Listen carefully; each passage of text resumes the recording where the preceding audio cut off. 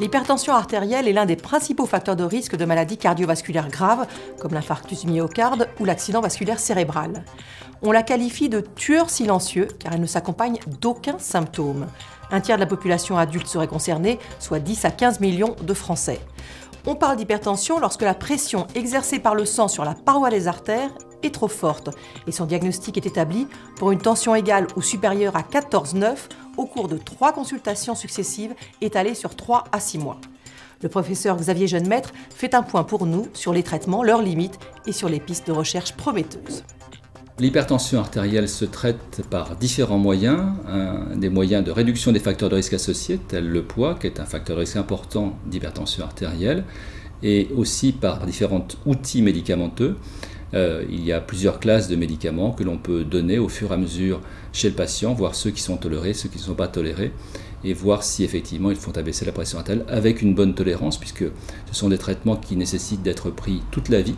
On estime qu'environ 30% à peu près des sujets qui sont hypertendus ne sont pas vraiment à l'objectif thérapeutique. Ça veut dire qu'effectivement les traitements ont certaines limites, soit parce qu'ils ne sont pas très bien tolérés, et dans ce cas les sujets ne les prennent pas forcément tous les jours, soit parce qu'ils ont eux-mêmes un effet de baisse de pression artérielle qui n'est pas optimal, d'où cette problématique d'essayer d'aller un petit peu vers des alternatives thérapeutiques qui pourraient être complémentaires ou plus efficaces.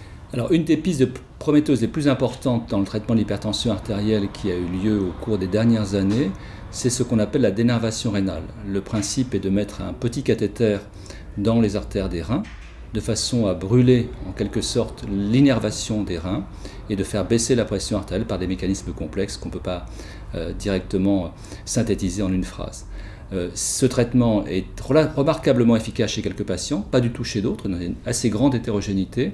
Il y a un gros travail à faire également sur la qualité des sondes utilisées qui peut permettre qu'ils soient plus efficaces. Alors il y a d'autres stratégies, en particulier des médicaments nouveaux qui vont apparaître avec des inhibiteurs mixtes de certaines enzymes, des inhibiteurs d'autres hormones telles l'aldostérone ou bien de récepteurs, et tout ça est à l'étude actuellement. Merci professeur Xavier Jeunemaître pour ces explications extrêmement claires et très concrètes. Du 30 mai au 5 juin, la Fondation pour la recherche médicale organise ses journées de la Fondation pour la recherche médicale. Les sommes réunies durant cette semaine de mobilisation seront attribuées aux recherches les plus innovantes et les plus prometteuses dans tous les domaines de la santé. Si, comme moi, vous souhaitez soutenir la recherche médicale, participez aux journées de la Fondation pour la recherche médicale en faisant un don sur le site frm.org.